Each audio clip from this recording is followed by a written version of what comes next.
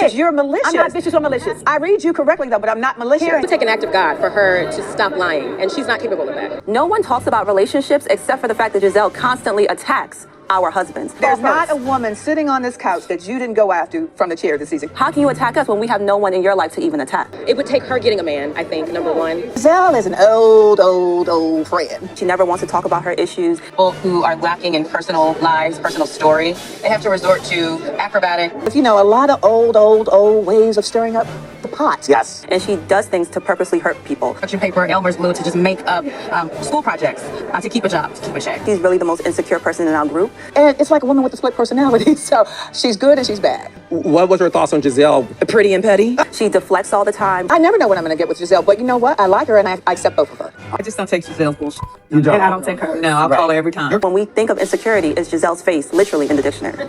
And just she needs a break. We need to give her a break. What has changed in 10 years? She's the same person. Well, because it's allowed, clearly.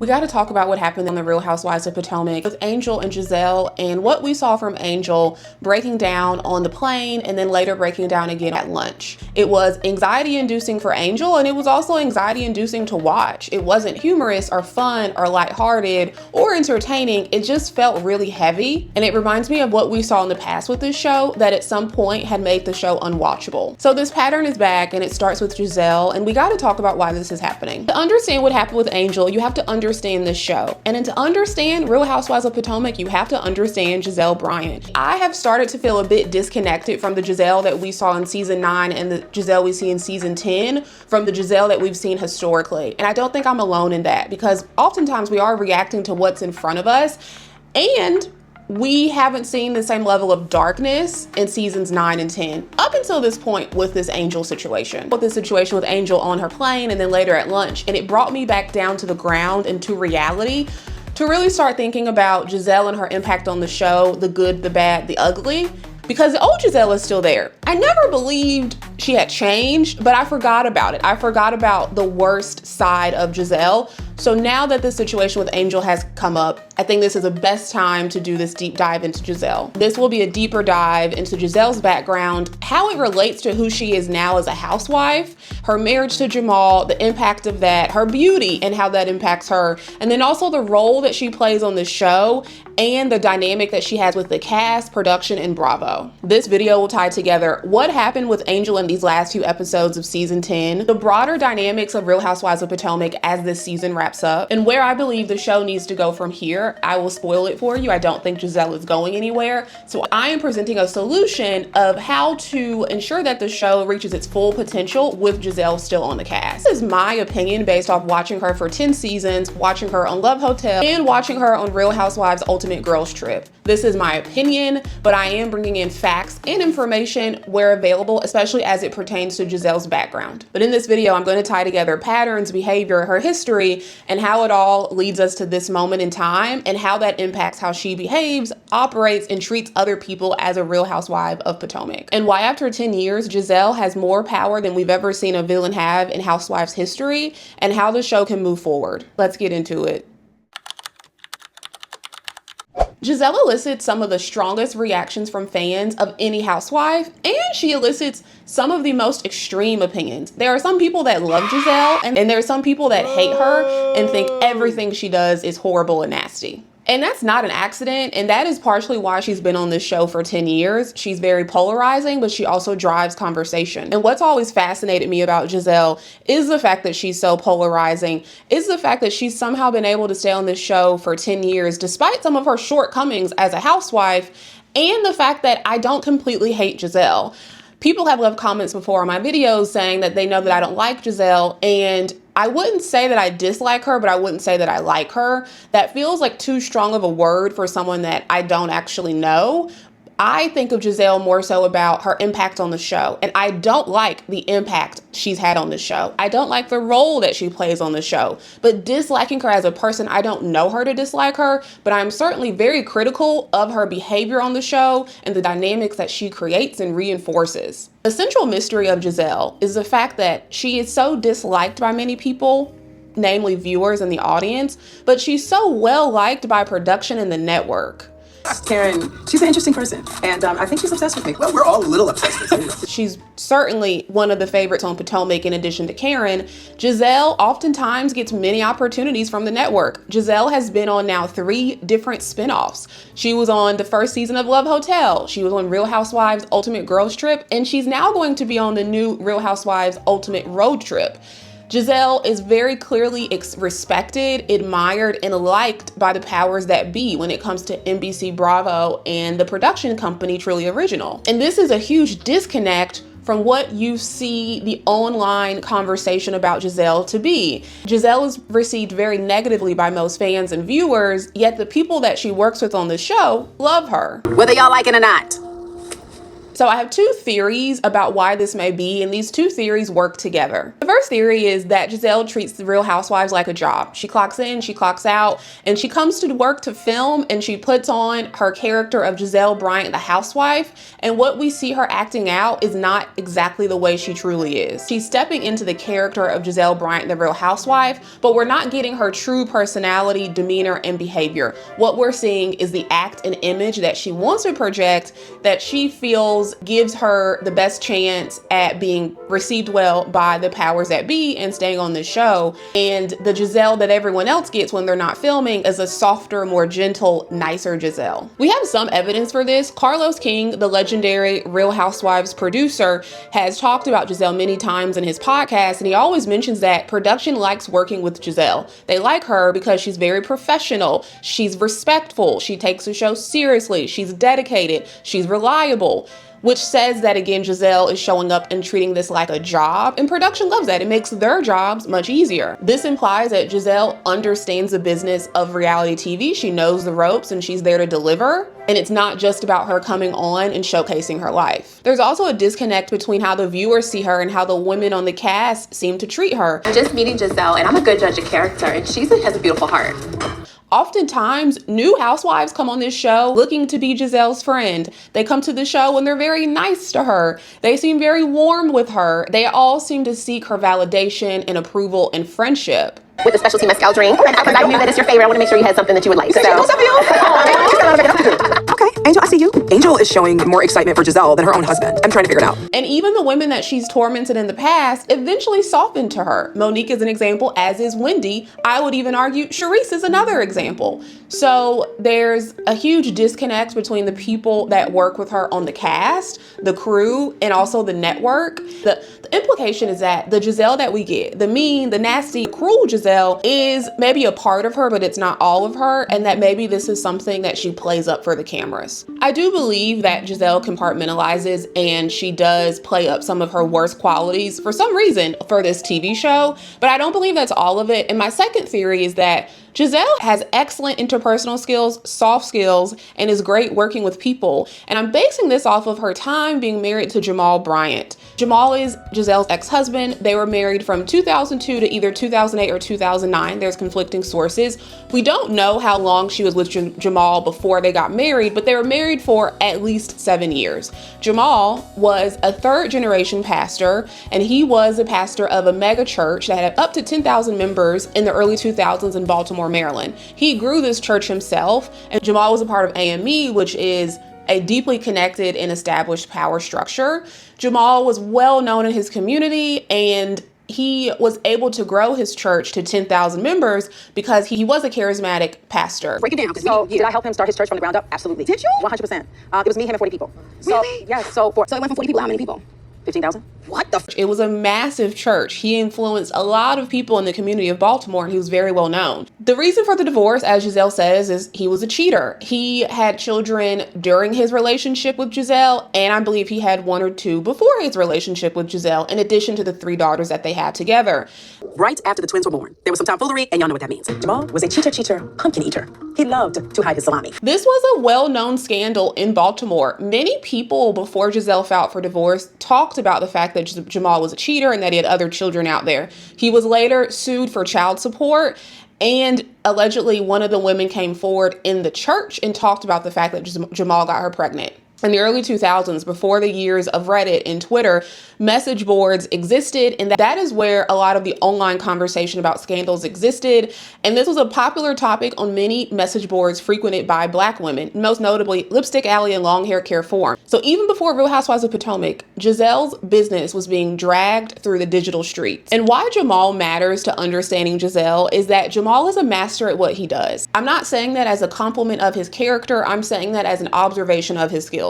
When he was ran out of Maryland because of the cheating scandal and because of the outside children, he later moved to Atlanta, Georgia, and he rebuilt and pastor at another large church, which is very impressive to be able to be a pastor of two mega churches in two different cities, two different states, with two different cultures and congregants. Says a lot about his power and the way that he is able to use his ability to influence, the way that he's able to navigate and network and position himself. Because you have to think about what mega church pastors can do. One, they are masters of communication. They can hold thousands of people's attention for hours at a time. You in sacred scripture this morning, that while it is a familiar passage, there may be something in it. Two, they are exceptionally charismatic. People are drawn to them and want to be around them and listen to them. Let me say it another way, and I hope y'all will shout differently about it. This is the last. Three, they are extremely influential. They can inspire people to live differently, to act differently, to think differently. You think God can't do if you let the Holy Ghost move in you,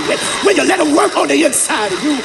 And then four, they understand soft power. They know how to lead people without authority, but to get people and thousands of people to move in a certain direction just based off what they say. So they know how to read rooms and read people, and they know what to do and say to get whatever outcome they want. What Jamal has done demonstrates that he has a real power of interpersonal skills. And I believe that Gizelle picked up a lot of that from being with Jamal for those years.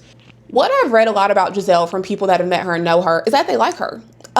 Again, the viewer perception is very different, but many people that have met Gizelle say nothing but nice things about her. And I believe Gizelle is really good with people and that she picked up a lot of her soft skills from being with Jamal and seeing him as the pastor of a megachurch. So I fully believe that Gizelle's time with Jamal, no matter how short it was, and her time as a first lady developed her interpersonal skills. And we don't see her using with all the women. We don't see her using with the cast most times, but I think that she has them, and I think she uses them strategically to her benefit. There's no clear benefit to her using her soft skills with the cast because she's flourished without it, but there's real benefit for her using them with Andy, with the network, with the producers, and I do believe that she has them and she uses them there strategically. And even as First Lady, she was required to use these same soft skills and interpersonal skills. She had to navigate church politics, she had to support and counsel congregants, she had to manage relationships with the people in the church. She was a public figure and she was highly scrutinized and she had to maintain a certain image. She was using her influence, her charm, and her emotional intelligence every single day as First Lady. And Gizelle was First Lady in formative years. She was a First Lady in her late 20s and early 30s, which is a very important time that develops who we are. So I believe that she absorbed these skills from this time and she uses them strategically to her benefit. This is why she has such a great relationship with the production team and the network and why she is so well liked by them and embraced. This is probably why new cast members also seem to like her. We consistently see new people come to this show and like Gizelle and want to be her friend and even expect that Gizelle will be their friend. For some reason, we consistently see new people meet Gizelle and like her, but the disconnect is still between Gizelle and the audience and her perception. So I believe Gizelle is exceptionally skilled with people and she uses that to her advantage when she desires. And when it comes to the show, she has no interest in using those skills. For the most part, we do see her deploy them at times, and I do believe she deploys them when she needs to. I certainly think she leaned into resolving things with Wendy because she was asked, forced, or pushed to do that by production, and we did see a softer side. She only reserves those skills for in a situation where she needs them to benefit or to gain something. She is not someone who will ever give you that warmth unless there is something that she can gain from it. But I believe these skills that we don't see often on the show is a huge part of why she's successful and has been on this show for 10 years and will stay on this show until she decides to leave. So let's continue unpacking Gizelle and who she is, and let's talk a little bit about her background. And I want to talk about class, and I know for many Black people, African Americans, and descendants of enslaved people, I'm a part of that group, and so class can be a touchy subject for us because I think oftentimes we view ourselves as all a part of the same class because of our Blackness, but the reality is there are many Black people currently and historically that have viewed themselves as a part of a higher class, and I do believe that Gizelle comes from a lineage that is considered upper middle class, if not upper class.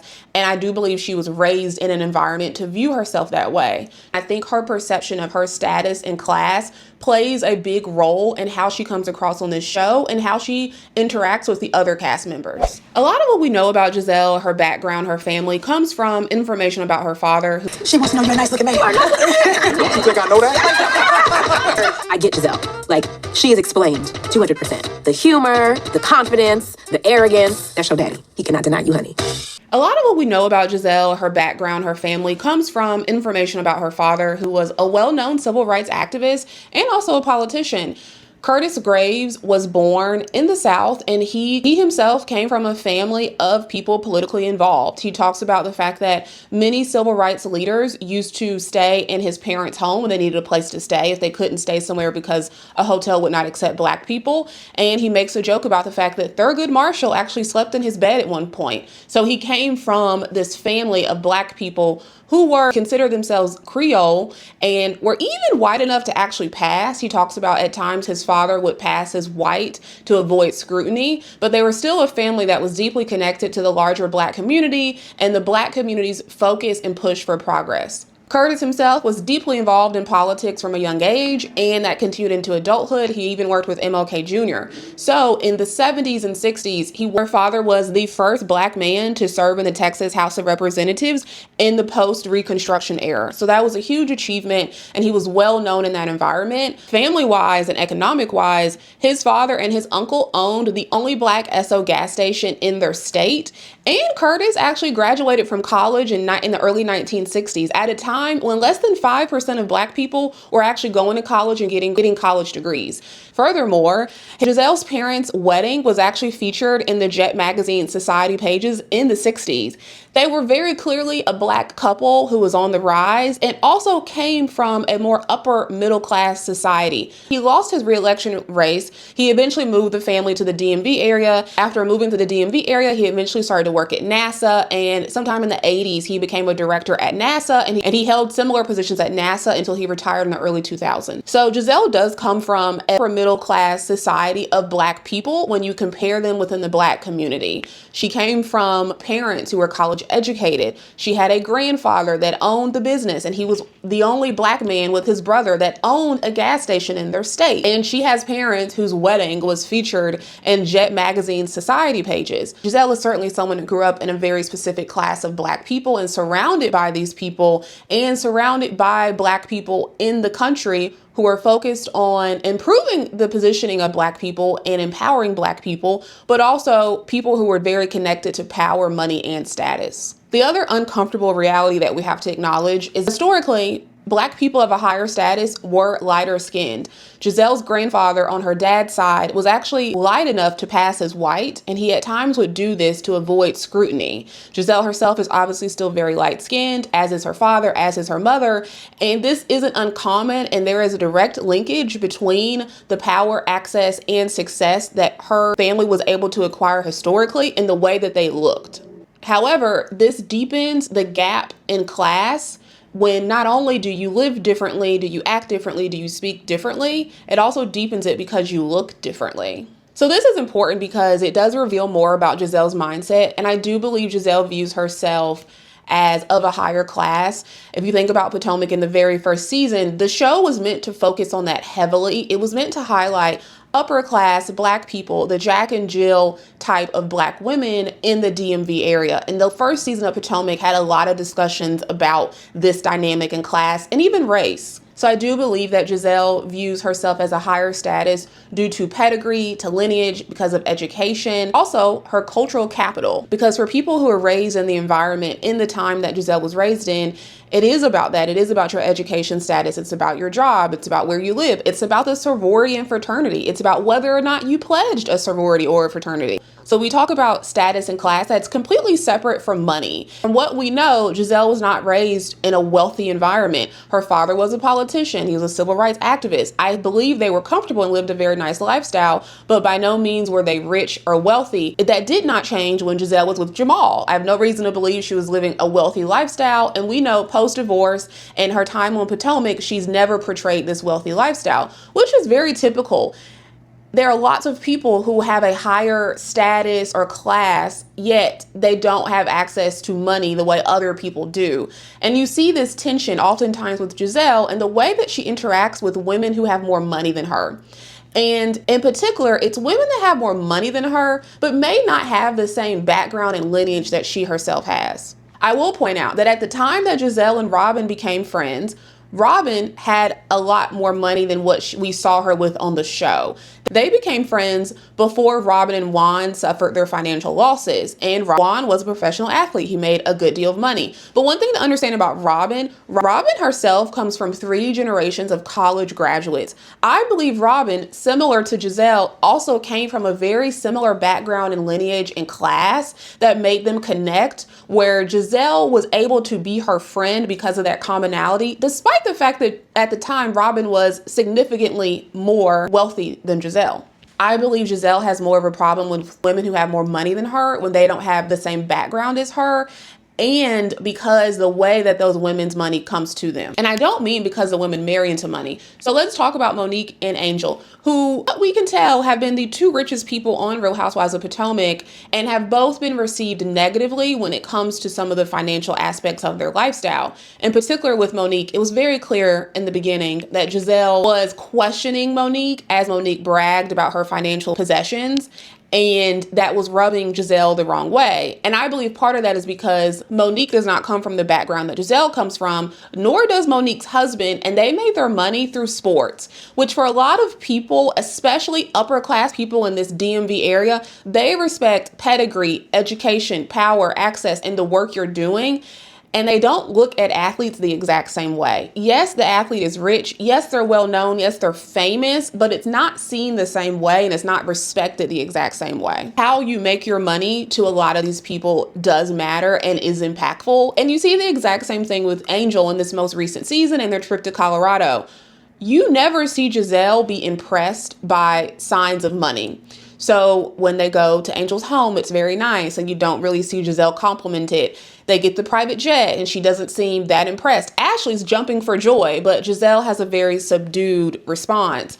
I don't believe it's totally jealousy, but I do believe it's this tension where she looks at these women and thinks she's better than them. Maybe this resentment that these women have access to this much money, and she looks at these women as beneath her. They're not the same status or class as her. But then there's also this tension of she's not actually impressed by that, because again, for this society that she was brought up in, it's not so much about the money and the material possessions. It is oftentimes more about your pedigree, your lineage, your power, your access, and your status. And compare this to other franchises. So in Real Housewives of Beverly Hills, they frequently will ooh and ah over someone's new bag or someone's car or someone's home or someone's renovations. On Real Housewives of Miami, the girls were floored at Stephanie Shojai's private jet. Like we see on other Real Housewives franchises where the women are just so enamored by other women's possessions that are signs of wealth. But we don't see that dynamic often on Potomac, if ever, partially because of the culture of the DMV. Again, a culture that does not aspire to wealth in the exact same way as other cities. But also we don't get that dynamic because Gizelle is such a power player on this show, and Gizelle would never allow that conversation to ever flourish. She would never allow the other women to sit and praise and ooh and ah over another woman's money, because that's not how her mind thinks. And also she is a bit jealous and resentful of women that do have access to that type of money. Now, let's talk about Gizelle and her looks, because this is a really critical component of understanding Gizelle and who she is. And I'm going to tie this into her lineage, her background, her time as First Lady. I believe Gizelle is beautiful. I do not want this to turn into a debate about whether or not Gizelle is attractive. Let's consider how Gizelle is perceived in the world, in particular because of the time period and the environments that she existed in. Gizelle was born in 1970. From what we know about Gizelle, she was mostly raised around, socialized around, and educated with other Black people. Gizelle went to an HBCU. She went to Hampton University. She pledged a Black sorority, Alpha Kappa Alpha. She married a Black man. She was the first lady of a Black church in a Black city, Baltimore, Maryland. From what we know about Gizelle, after college worked at the NAACP. From what we know about Gizelle seemed to spend most of her time in the Black community. And with Gizelle's light skin, green eyes, and light hair, yes, she has been placed on a pedestal as a woman who's beautiful. I think beyond those factors, Gizelle is beautiful. I want to make that clear. And I don't want to have a conversation about Gizelle's not attractive and she's ugly. Please save that negativity. Let's not tear down her looks. But whether or not Gizelle was even beautiful, she would have definitely still been perceived that way because of the environments that she was in at that time in the 80s and the 90s. Gizelle was perceived as the most beautiful woman and placed on a pedestal, whether that was earned or not. Good. Oh, beautiful. Good. I'm amazing. Good. So Gizelle has always had pretty privilege, and I believe this has been very impactful for how she navigates the world, but also how she expects to be treated. Gizelle likely has received many opportunities, not just because of her family lineage and her connections, but also because of the way that she looks. She is typically going to be treated better because society treats people better who are attractive. People are nicer to you. People give you the benefit of the doubt, and people assume that attractive people are going to be nicer. People are more forgiving of those that they find attractive, and people are more interested in befriending and dating people that are considered attractive. So imagine you're a Gizelle who spends all your life being perceived this way, navigating Black spaces, being seen as the beauty standard and being treated as such. It definitely gives you a complex. And then when you tie it into the way that she was raised, her background, her family lineage, that does give you a better picture of the psyche of Gizelle. I believe that's part of why Gizelle is well liked. I do believe when you're attractive, people like you better. I think that's why women come into this show and want to be her friend. I believe that's part of why production loves her. Her beauty has played a huge factor, but when you tie it into her historical background, her family's background, I think Gizelle has been able to, her whole life, be able to get away with bad behavior and be forgiven easily. And she always expects a level of deference from people. She always expects people to be nice to her and treat her well, regardless of how she treats them. And I think she expects that because that has been her reality for 50 years. Gizelle joined this show in her 40s, and at that point, her personality was cemented, but based off how she was raised and her experiences in life. And so a big reason why we get the Gizelle that we get now is her beauty and status have allowed her to be a bit of a monster. Now that we have a firm understanding of who Gizelle is, where she comes from, her experiences, her life, the skills that she has, and how her experiences may have shaped her worldview, let's talk about how Gizelle operates. My biggest issue with Gizelle, and I think the core issue of how she hurts the dynamic on the show, is that Gizelle never acts in good faith, ever. Gizelle's an imp. Gizelle's the devil. Gizelle is evil.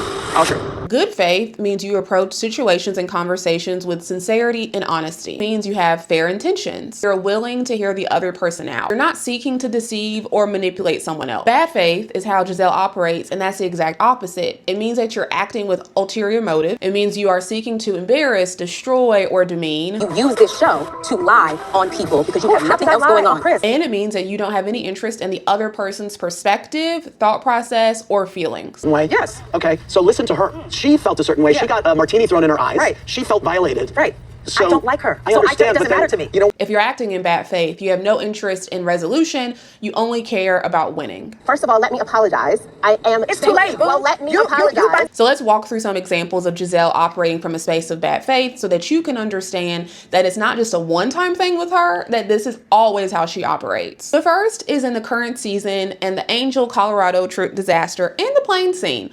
In this scene, we actually see Angel take accountability. We see her apologize. She seems very sincere about the issues and mistakes that she made with hosting and planning this trip. Gizelle is the one leading this confrontation, and even as Angel is clearly retreating and waving the white flag and apologizing and allowing Gizelle to chew her out about this situation, Gizelle is unrelenting. She continues to belittle her and demean her and berate her and disrespect Angel. Gizelle was not trying to understand what went wrong. She was not trying to hear Angel out. She was not trying to find common ground or understanding. She was not trying to find a resolution. In that moment, Gizelle was only trying to humiliate and dominate Angel. She was only trying to assert her authority and power with Angel, but also with this whole cast. Even after Angel apologized, Gizelle has not softened. We later see them go to lunch and we see Angel crying.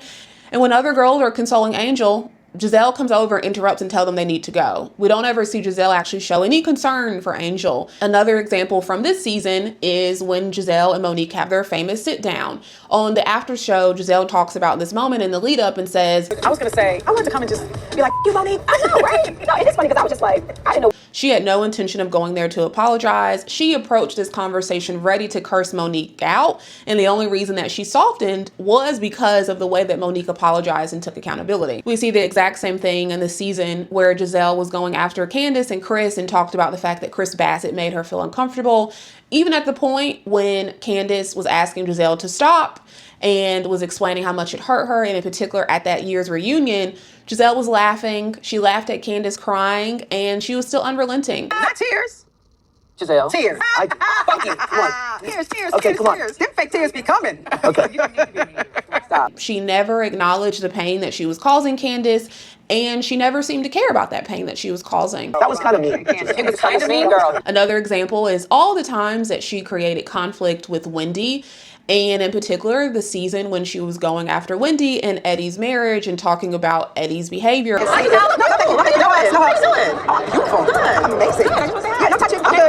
And her sidekick, Robin, was also a part of this and bringing up this information. At no point was she actually seeking to understand if there was really an issue with Eddie and Wendy's marriage. At no point was she there trying to support Wendy through whatever was happening. Her intent was always to create doubt and chaos.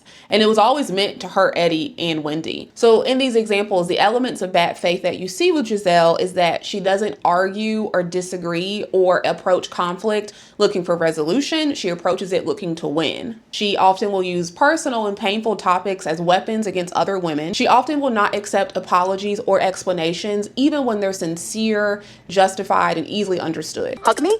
Girl, you spent a year trashing me and my family. Typically, she will enlist other people to be a part of her Palon and frequently will have a sidekick. She frames many of her attacks as curiosity and just asking questions instead of it being an actual attack on someone. And lastly, probably the biggest, is she never stops when the other person is breaking down. We've now seen quite a few examples where Gizelle is arguing with someone and the other woman is clearly emotional and beaten up and sad, and Gizelle is unrelenting. So this dynamic with Gizelle approaching the women oftentimes in bad faith creates an impossible dynamic for the women where the other castmates can never really relax with Gizelle. They can never trust a conversation with her is what it appears to be. They're always on the defense because they never know where she's going to take things, why she's really asking, what her true motives are. And they're always in fight or flight mode, waiting for the attack to come. The name of the game is you throw the curve before somebody else can.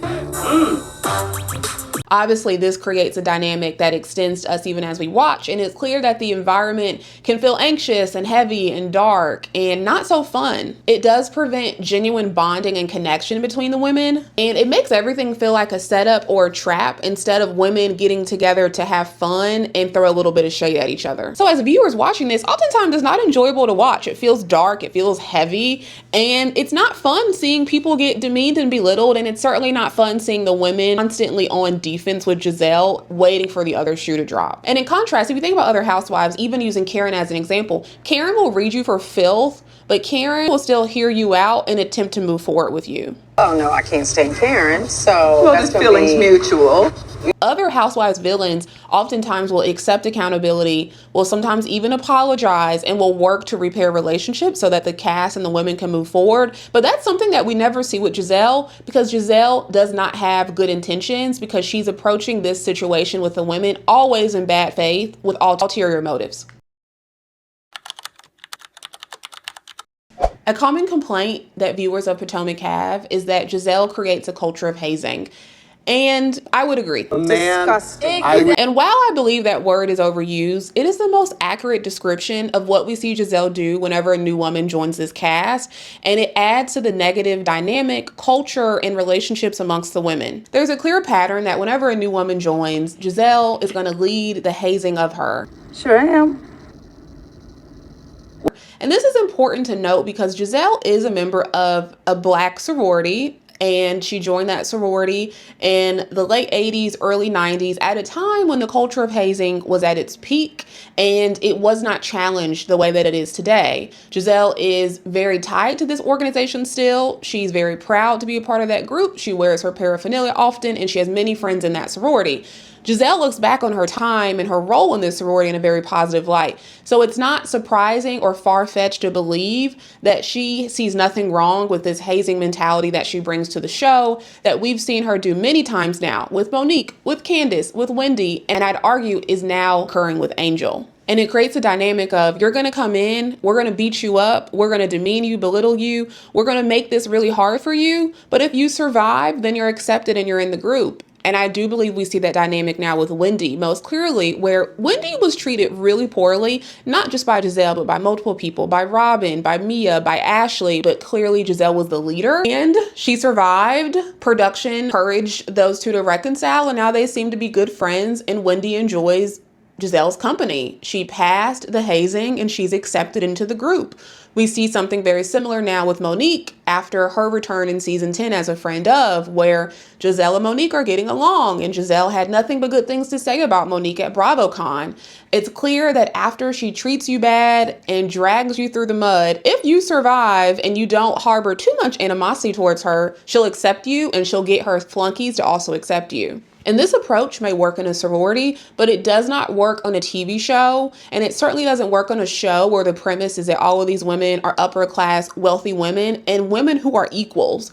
This is not a scenario where women are trying to join the sorority and need to be liked by the current members. But Gizelle does create this dynamic, and viewers are not interested in seeing women be psychologically hazed every season. So the result of Gizelle's approach, the hazing, the darkness, the bad faith, the aggression, the accusations, doesn't create the best environment for the show. It doesn't always feel like the most fun show to watch. We don't always laugh, and it's not enjoyable, and it does inspire a lot of intense emotions from the cast and also the viewers at home. And we see this most clearly now that Karen is not on this season. Don't get me wrong, we saw this in other seasons and Karen was there, but it feels much more heightened this season given the fact that Gizelle is the anchor this season, and this season does feel like a reflection of Gizelle's personality, her brand, her image, and what she brings to the show. At the beginning of the season, I made a video on TikTok and I talked about the fact that I'm enjoying the season, but I do miss Karen because Karen brings something that Gizelle doesn't. Karen and Gizelle have always been the two anchors of this show, and they're needed because they are so different. The first way is that Karen always mentors the new girls. It's really hard to come on this show and be hazed by Gizelle and then not have any support. We see this with Angel most clearly. Kiarna is not a good mentor, and Angel doesn't have anybody else there to hold her hand, and now she's being dragged through the mud by Gizelle. We also need someone who can be a counter to Gizelle. Karen is the only person on this show in 10 years that has ever checked Gizelle effectively. Say what you want about Monique and her binder. She definitely shaded Gizelle, but she didn't check Gizelle and get Gizelle to change her behavior in any way. We've only seen Karen really be able to do that because she's the only one that will do it and Gizelle will listen to and respect. The other piece is Karen shifts the dynamic of this group. Karen adds more compassion with all of Karen's faults, and she adds more of an emotional depth to this group. Whereas Gizelle, who refuses to be vulnerable and refuses to open up at any point on the show, you're not going to get that from Gizelle when she's the anchor of the cast. You're going to get a season where it's messy, where people are being attacked, and you're going to get some funny moments, but you're not going to get any real heartfelt connections. So without Karen or Karen-like figure, Gizelle's worst impulses go unchecked. And that is what you're seeing now throughout season 10. That is why we saw such a Stacey Powell. That's why we're now seeing such difficult scenes and moments with Angel, because there's no one there to reel Gizelle in, and the rest of the girls just seem to follow her lead. These episodes and the Stacey takedown that we saw earlier this season feels like the natural endpoint of Gizelle being the anchor on a show and not having anyone else to counter her power. This is important and matters is because the power dynamics on Potomac are very different than other housewives shows. Even with Beverly Hills, where Cal Richards has always been at the top, there still has been a dynamic where power is shifting and varies, and it certainly has shifted over the 15 seasons of Beverly Hills. On Potomac, Gizelle has always been at the top with Karen. She's always been someone who's been empowered. When you think about Salt Lake City, what has made that show so good is the power dynamics and relationships have constantly shifted over the last 6 seasons. Whereas Potomac, that is not the case. Potomac has always existed with Gizelle at the top. Not by herself with Karen, but always there and always the one that is dictating and controlling most of the show. And Gizelle's positioning is reinforced by her favoritism with the production team, with her favoritism with the network. It's reinforced with her tenure of 10 years and being an OG on a cast where no one else has the amount of seniority that she has. And it's the fact that Gizelle gets away with bringing very little to the show in terms of her personal life. I don't believe everyone has to have a personal storyline. Sometimes our lives are more quiet and calm and we don't have a storyline, but everyone should bring some insight into what is happening in their life. Everyone should be sharing personal things and through scenes or through conversations. We share our men with each other.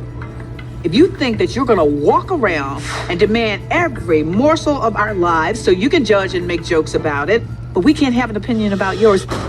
And Gizelle does not do that. We see a lot with her daughters. Gizelle has chosen to never mention the fact that she has siblings. So we've never seen her siblings. She doesn't mention them. We've seen some scenes with her mother and her father before he passed. But Gizelle has given us a very limited view, starting especially with season 4. Gizelle's power is reinforced by the fact that she's allowed to do that and no one else really can. You see a very similar dynamic with Cal Richards, who for seasons has not really had to talk about the relationship she allegedly had with Morgan, and that was allowed because she was a center housewife. It's a very similar thing with Gizelle on this show. However, these shows always work best when you have shifting friendships, relationships, and power dynamics.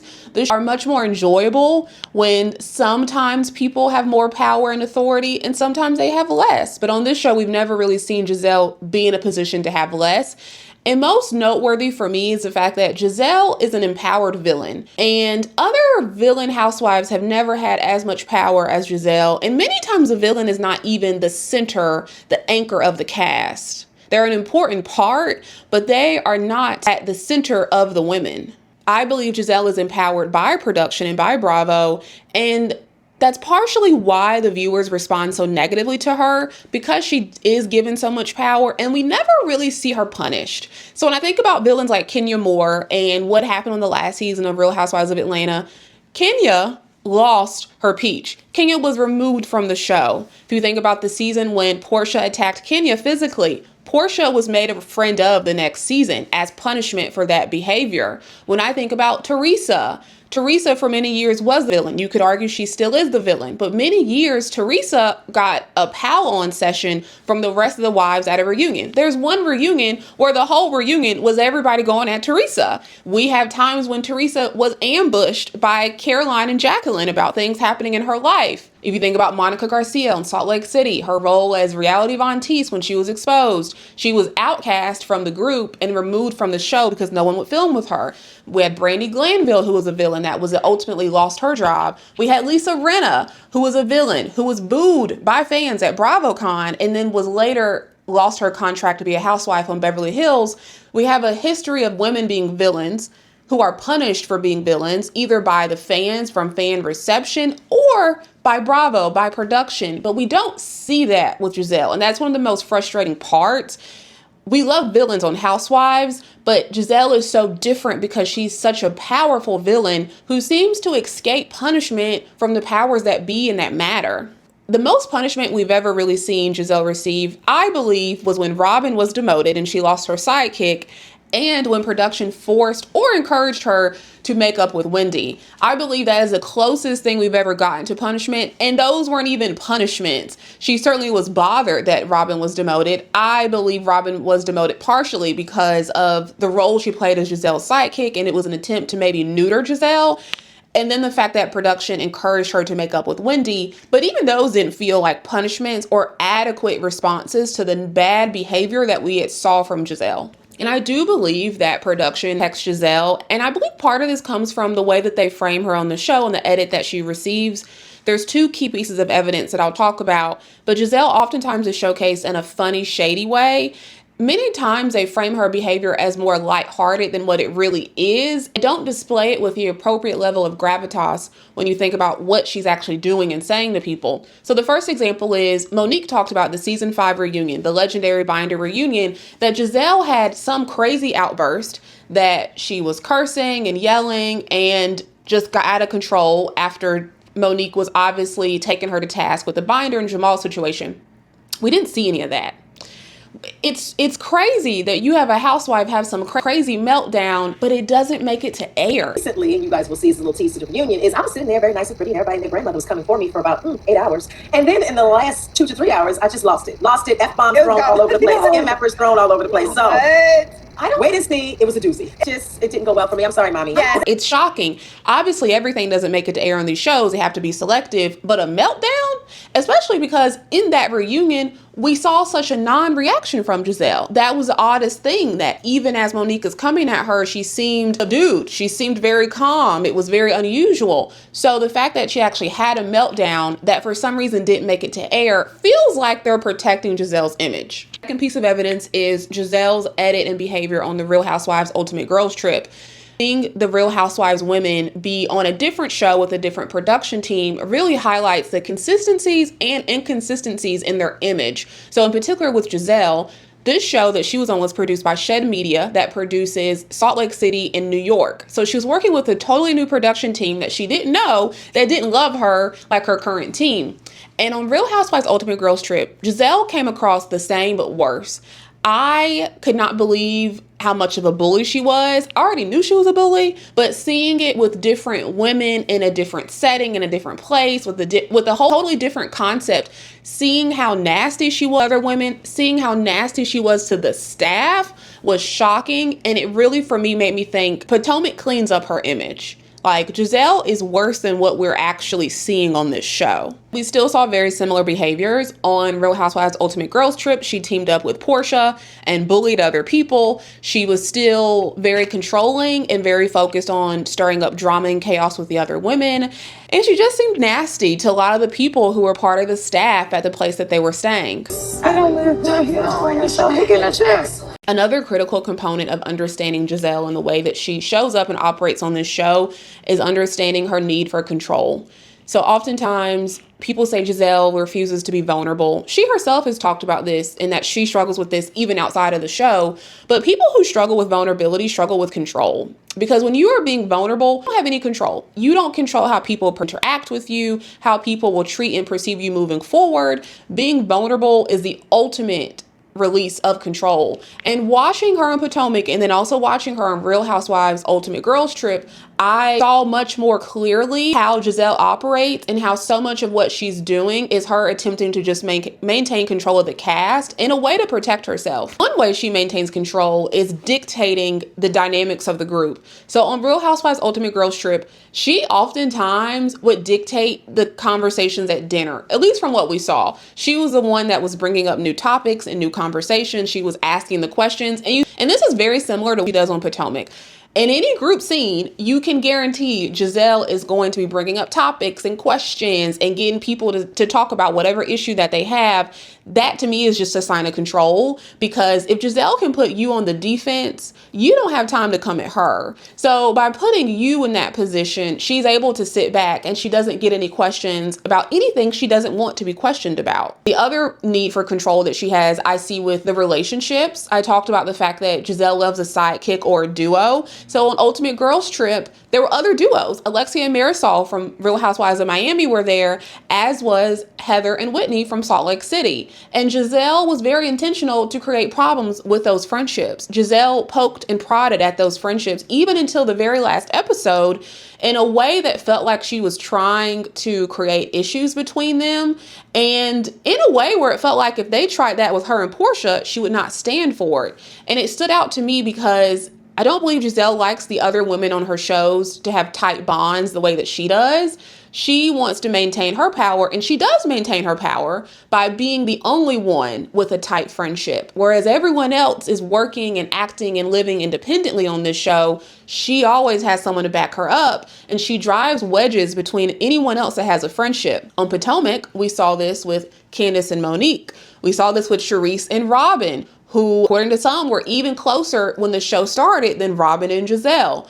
And you even see this with Candiace and Ashley, where it seems like attacks other people's friendships, not just to create mess and drama, but because I think she's threatened by other people having close bonds because she sees that as a weakness for herself. The other example I think of is related to this trip to Colorado in the current season 10. A few months ago on Candiace's podcast, she talked about the fact that Kiarna needs a mentor and that's some of the reasons why she's struggling. And to make this point, she talked about the fact that on her very first cash trip, Karen got her out of the bed in the morning because she was sleeping in, and Karen was like, you got to come downstairs. We're all getting together. We're talking about the day. Before producers and cameras were there, they would get together and talk about the day and what they planned to shoot and have conversations. It was time for the girls to do this off camera. And Karen was being a mentor to Candiace and saying, you need to come do this. Like, this is how things work on this show. And that did not involve Gizelle, but I wouldn't be shocked if she was a big piece of that. And when I think about this season, I feel like that's a big reason why she's frustrated that the women are separated in Colorado, because they don't have that moment to come together before filming and plan and talk and convene. Because the women are separated, she doesn't have the ability to dictate and control things the way that she normally likes to do, and that makes her deeply uncomfortable. So I don't think that she cares so much about them being in the same house to bond. I think it's more so a control mechanism for her of, if y'all are separated, I don't really know what's happening and what's being said, and she doesn't like that. So taking this back to Potomac, this becomes a problem when you are favoring a villain, because it sort of breaks the show's system. So we're not used to this dynamic. Normally, again, villains are not anchors, they're not centers. Villains are there, they stir up mess. Many times the villains are even friends of, and they come in to create mess in group scenes and leave. That's almost what we see from Gizelle now. We don't get a lot of personal scenes, we only see her in group settings, and oftentimes she's there to stir up mess. But it's flipping the whole structure of Housewives on its head, because she's the center housewife and she's doing that. What we want to see from Housewives is the women hold each other accountable. The women check each other. The women keep each other in line, but that's hard to do when the person you need to check is the one that is favored by production and is seen as the anchor and star of this show. Because she is so favored and she knows this, Gizelle doesn't feel the consequences of her actions many times, and she has no incentive to change. I believe Gizelle likes being on this show and she likes her check. And if production ever told her, you got to clean this up, she would. Hence why we saw her make up with Wendy. Hence why we saw her make up with Monique. That was definitely something being pushed by production, but it's just so rare that production pushes her. It's so rare that production holds her accountable for anything that she does to elicit a change in her behavior. And that is the biggest issue that I have. It's not that she's a villain. It's that she's a villain who is backed by the network and supported, and they seem to love what she brings to this show. I think she's obsessed with me. Well, we're all a little obsessed with you. So let's talk about how to fix this, because I do love Real Housewives. The franchise is my favorite show in general, and Potomac is one of my favorite cities. I've watched this show from day one. It is funny, it's humorous. I like the women. As a Black woman, I love to see other Black women on TV. As someone that used to live in Washington, D.C., I like the representation of the DMV culture. So I do want to see this show succeed, and I do want this to be a show that I like watching. I like watching fights, drama, and chaos. I don't like watching Gizelle's antics because we're watching people actually be hurt in ways that we don't always see on other series. So I'm operating from the assumption that Gizelle is forever. No matter how you feel about it, she's not going anywhere. Whether y'all like it or not. I don't believe Gizelle will leave this show until Gizelle wants to leave this show. She is a given season after season. So when I think about this show, I'm always thinking from the perspective of, well, how do you work around Gizelle? How do you contain her? How do you neuter her? How do you prevent her from ruining the show's dynamic and taking us down a path where she's taken us before that can result in a really bad season? So let's talk about my solutions for how you work around Gizelle, but still give the strongest Real Housewives of Potomac that you can give. Because the current approach is not sustainable. Even if it's not Gizelle, something needs to change. The first requirement is you always need a Karen-like figure. Having Karen will not solve all your problems, but you absolutely need someone like Karen that can check Gizelle, that has equal authority and power as Gizelle, that's not afraid of Gizelle, that's not intimidated by Gizelle. Gizelle, you don't want this. You're drunk truth. You are a drunk. You're cheating truth. You're broke truth. Shut up. I'll spread it out over time. Don't worry. You know what? I won't get out. You want to talk about your fiery box that's on fire and that's why you can't keep a man? Do you? And somebody too that even knows Gizelle's tea. Karen knows some of Gizelle's tea. She knows where some of the bodies lie. She knows how to come at Gizelle, and she knows her weaknesses. Some of that comes from, obviously, they've known each other for years, so you can't easily replicate that. But you definitely need someone like Karen who's not intimidated by Gizelle and is also embraced and empowered by the network and production the way that Gizelle is. You need an equal to go at Gizelle, and you always need that equal on the cast to contain Gizelle and shift the dynamic when Gizelle is going down her dark path. You need someone like Karen to reel the show back in, to reel the cast back in, who is respected by the other women and who is embraced by the other women when she is attempting to redirect the cast from whatever dark alley Gizelle is trying to take them down. Season 10 proved why Karen is needed to bring more compassion and emotional connection to the show and check Gizelle, call her out, and drag her when necessary. The second requirement is you can never let Gizelle have a sidekick. We've hang out with Robin, just the three of us. She's a different person. She's a different person with Gizelle. I'm looking at her like, how are you excusing your friend's behavior? Robin is my friend, but I think Robin and Gizelle have this crazy amount of loyalty towards one another. Even if she's wrong at times, she'll defend Gizelle. So after watching Real Housewives Ultimate Girls Trip and 10 seasons of Potomac, something Gizelle loves is a duo. So on Potomac, Robin was always her sidekick. They always had each other's back. They never argued on screen. They were always going to back each other up, and she often used Robin as her attack dog. There were many times when Gizelle wouldn't start conversations, she wouldn't start poking and prodding, but Robin would initiate certain things that she and Gizelle had already talked about. And when Robin was removed from the show, Ashley very quickly fell into that role. And Ashley falling into this role shocked me.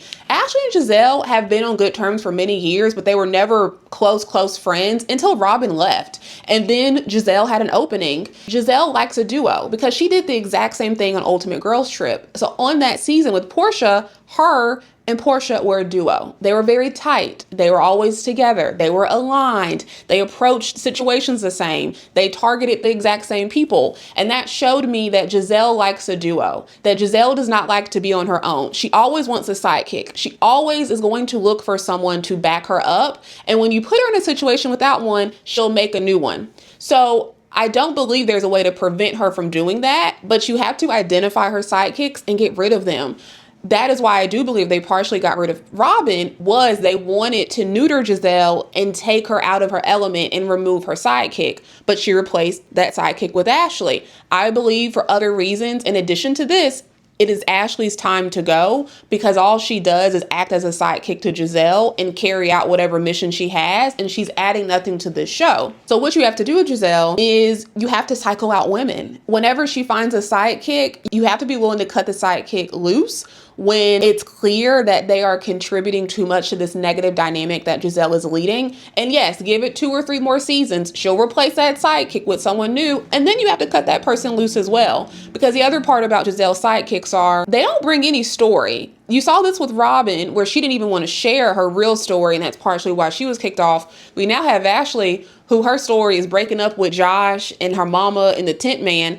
They also stopped bringing story the way Gizelle doesn't. But they're not Gizelle. If we're going to accept the fact that Gizelle doesn't have to bring any good personal stories, we should not let that expectation spread to others, and most notably her sidekicks. So when you factor in that historically her sidekicks don't bring anything substantial to the show in terms of personal story, all they do is enable her bad behavior, there's real reasons to say, let's cut them loose. But again, it becomes a cycle. Every 2 or 3 seasons, you got to cut the other person loose, but you do get some relief season to season when you place Gizelle in an environment where she has to stand independently. The other requirement is production has to ask, who are we not getting on this show because of Gizelle? I am someone who would never go on reality TV, but if I were interested in going on reality TV and could be a housewife, I would certainly not want to be on a show with Gizelle. After I've seen the way Gizelle goes after people, she attacks people's marriages, she spreads rumors and lies about people, I would never sign up to be on a show with Gizelle. So production has to really start asking themselves, who are we missing out on? Because these women don't want to put up with Gizelle. Because I do believe there's a large swath of women who'd be great on the show, but who are smart enough to say, I don't want to deal with her. I don't want to deal with whatever attacks may come from being on a show with this woman. You also have to ask yourself, the reverse question is, well, are we getting only women that actually want to be friends with Gizelle? And is that the best group of people to select from? So as I talked about prior, a lot of the new women come on the show and want to be friends with Gizelle, or they expect to be Gizelle's friend. So it makes me think that these are women who are okay with being a sidekick, that they are okay with being viewed as less than, and simply the Robin to Batman. And that doesn't produce the best housewife. When I think about people like Angel, Kiarna, Nneka, they were not stars like we've seen Stacey become a star. Stacey's a star because she has no interest in coming in and being number 2 to Gizelle. So you have to consider, how does Gizelle prevent you from casting certain women? And how does Gizelle's role on this show create this self-selection problem, or even adverse selection, or maybe you're getting the worst of the worst in terms of women who can come on the show and hold their own and are willing to go toe-to-toe with Gizelle, because we haven't seen that with any of the new women. So when I think about the women that we could potentially be losing out on because of Gizelle's role and her power on this show, I think casting has to be mindful of their casting strategy, because a lot of women with too much to lose, a lot of women who want to protect their family, their marriage, their life, their job, may not be interested in coming on. So my solution is, if Gizelle is staying on the cast, that's a given, then change how you cast. And I have a few ideas. One is casting groups. You want women to come in and feel a bit more empowered. So instead of casting one, cast 2 or 3 at a time who are friends. We do see this dynamic with Angel and Kiarna. Unfortunately, it's not working because Kiarna never backs Angel up. I think casting was trying this dynamic, right? If you have these 2 friends who are new women, they'll feel more comfortable. It's not working though, because Kiarna is not backing up Angel, but it still is a good strategy given the dynamic on the show to say, let's cast 2 or 3 women at a time who will come in with established relationships and may come in feeling a bit more comfortable and be able to withstand Gizelle's hazing. The second is, you got to go older. The younger women, especially when they're significantly younger than Gizelle, they're a bit too starstruck. It also creates this dynamic of Gizelle is older than them. They probably respect them, as they should be. If there's a significant difference in their ages, I think about Angel, Kiarna. These women are in their mid to late 30s versus Gizelle, who will be 56 this year. It does create this dynamic of not just a generational difference, but when there's a 2-decade age gap, women are going to be more starstruck and also deferential. These women probably grew up watching Gizelle on TV on this particular show, and they're going to be very deferential because in addition to that, she's older than them. So I do believe you need to go older. You got to cast women late 50s, early 60s who aren't intimidated by Gizelle just because Gizelle is older than them. The other thing is casting women who have a good support system, especially if they have built-in friends on the cast. Casting women who are friends of Karen or maybe even a Wendy could be one of the best strategies, because they will have a mentor already and someone there to support them as they are introduced to this group and they suffer Gizelle's hazing. And also women who have a good support system at home or socially, so that they are not seeking so much validation from Gizelle. Last solution I have for casting is casting women who don't need this show. And in particular, women who come to the show already rich or wealthy, either through efforts of their own hard work or they're born into it. So when it comes to women who make their own money and have worked hard to become wealthy, they'll come into the show and they don't need the show, which is the first thing. So they're not going to be desperate to stay on. They're not desperate for the validation. But also wewomen who are self-made will come with a level of confidence, of self-respect, and they will most likely demand respect from the cast. When it comes to women who are wealthy just by birth, I still think it's the same thing where they will not allow Gizelle to belittle them, but also they come to the show and they don't need the money. When I think about Angel and Monique, those two certainly don't need the money for this show, but they are not wealthy because of their own means. They weren't born into it. They married into it. And I think there's this dynamic of oftentimes women who marry rich men maybe feel the need to prove themselves, maybe feel the need to establish themselves independently, and they're seeking out something like this show.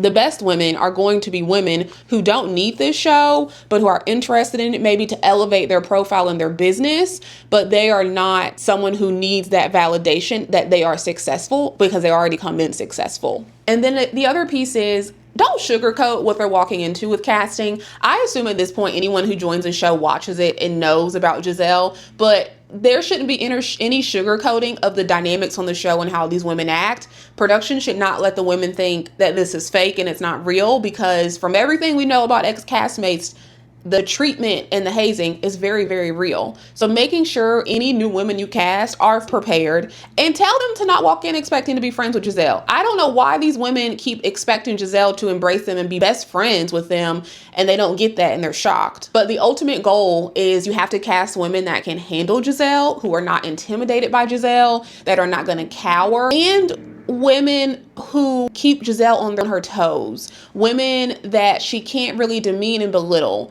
Again, women who are self-made, women that have a strong support system, women that come in with strong ties. Those are women that Gizelle cannot intimidate as easily. A few other things that I believe would help the Potomac show be better and be able to handle the energy and vibe that Gizelle brings is the show does need to empower more women besides just Gizelle and Karen. It does create a dynamic where the show is so dependent on Gizelle and Karen as the anchors that it's hard for the audience or even the cast, I believe, to envision a world without them. You don't want to create a show that is so dependent on one or two personalities. I don't know how this partnership is going to last. So I do think production should start thinking about, how do we empower other women on the show? What do we do? And also, how do we ensure that we are giving some of the other women bigger storylines? I believe the more that we see people, the bigger role they can play on the show and the more that the audience becomes attached to them. I hope moving forward, they gravitate towards highlighting more of the other interesting housewives like Stacey, Wendy, and even Tia, because that's how you build up a housewife to also have as much power as Gizelle and be able to counteract her power in a way that only Karen has been able to do thus far. But no one can be on these shows forever. And Potomac has to think about, where do we want to go in the next 5 years if this series is still airing and your whole strategy can't center just around Gizelle? So where do we go from here? If you're a fan of Potomac like me and you love this show and you love watching this show and you want a good show to watch, I think we have to come to the realization and accept that Gizelle isn't going anywhere. It is the responsibility of the production team to figure out, how do you still ensure that you have a great show? However, I want to acknowledge production may feel like they have a great show because of Gizelle and her antics, even though it is poorly received by many viewers because of the dynamic that Gizelle creates. For me, I just don't want the show to ever go back to the darkness of season 7 and 8. I like this show and I like watching it, and those seasons were really hard for me to get through, and I don't watch these shows to get that upset and irritated. You know, this isn't supposed to be a drama. This isn't industry. It's not Game of Thrones. It's not that. This show is supposed to still be somewhat of a comedy. It's supposed to be a peek into the lives of the upper class in Potomac. I don't watch these shows to watch women be belittled and berated and mistreated, and to watch women cry because someone refuses to just accept their apology. That's not why I watch. So I have a real investment in making sure the show doesn't go down that path, and I'm hoping that it doesn't. I do want the show to have drama. I want the shade. I want the humor. I love the pettiness, but I also want it to have heart. I also don't want it to feel like I'm watching a group of women who are adversaries every week go at each other's necks. And I certainly don't want to watch a show where it feels like one person is bullying and hazing other people, and we have to sit through it as if it's funny and entertaining. And I want to close this by saying the worst thing about Gizelle's behavior to me is that I think she could be entertaining without it. I don't know if she herself believes that, but Gizelle is someone who's funny. I do think she has charisma. I do believe she has real people skills that make her likable to the people that know her. And I wish she didn't feel the need to come on the show and act the way that she does. I don't think she needs her antics. I think she could be a compelling reality TV star without going to the gutter the way that she does. I just don't know if she herself believes that. And I still don't dislike Gizelle, and I don't hate her. I go back and forth with my feelings about her, but I do not like her on this show. I do not like housewife Gizelle Bryant, but I certainly don't like the way she behaves on this show, and it's not enjoyable for me to watch 80% of the time. There's 20% where she's funny, it's great, she's lighthearted, but then there's that 80% where I'm constantly feeling frustrated because of the negative impact she has on this show. So I made this video because I love this show, I love this franchise, I love this particular city, and I do want this show to be successful. I want it to continue to be something I look forward to watching 16 weeks out of the year on Sunday nights. Something that's important to me that isn't talked about a lot is we only have 2 series where it's a predominantly Black cast, and I hate the fact that one of the 2 is a show known for being so nasty, low down, and gutter, and is constantly tearing apart other Black women. Some of this behavior we would never tolerate if a white housewife inflicted on another Black housewife, so we shouldn't tolerate it because it's 2 Black housewives doing it to each other. I don't want half of the Black series and the Black cities to behave this way and carry this type of image and brand. So I do believe that this show can be better than what it is. It's already a good show. The majority of seasons of Potomac have been great. There have only been 2 that I didn't enjoy, but some of the best Real Housewives seasons of all time come from Potomac. And Gizelle was a part of those great seasons. I don't want Gizelle to hold the show back in terms of what we're seeing on the show, the people that we actually get to see casted on the show who have interest in being on the show, and from running off people on the show who can no longer handle it. Losing Candiace was a loss to this franchise, and I believe her performance on Traitors is reminding people of that. And we will continue to lose good people like Candiace who have too much self-respect and value themselves and their families too much, who don't want to put up with Gizelle. So my hope is that production takes a harder look at the dynamics that they're creating and recognizes that it's not sustainable and that this show can be better than what it is. If it's good now, it can be great if they would make changes of how they allow Gizelle to navigate this show dynamic. Because ultimately, other women on this show deserve better, and we as viewers also deserve better. Thank you for watching. I know this was a bit of a longer video, and again, it was inspired by the most recent episodes of Real Housewives of Potomac that covered the trip that Angel is hosting in Colorado. It's a video that I've been thinking about making for quite some time. I frequently talk about Gizelle when I talk about Real Housewives of Potomac because she's a huge player in this series. And for me, I like to come on here and review shows and talk about them on TikTok when I enjoy the show. I watch a lot more reality TV than I care to talk about, but this season I really have enjoyed Potomac.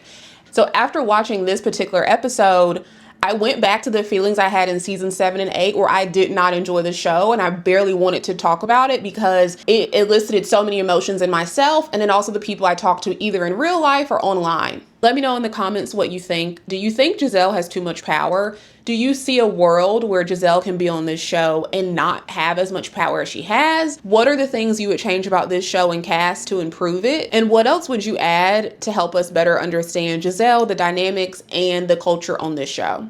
So if you enjoyed this video, please subscribe to me here. Please like the video and feel free to give me a follow on TikTok as well. I have the exact same name there.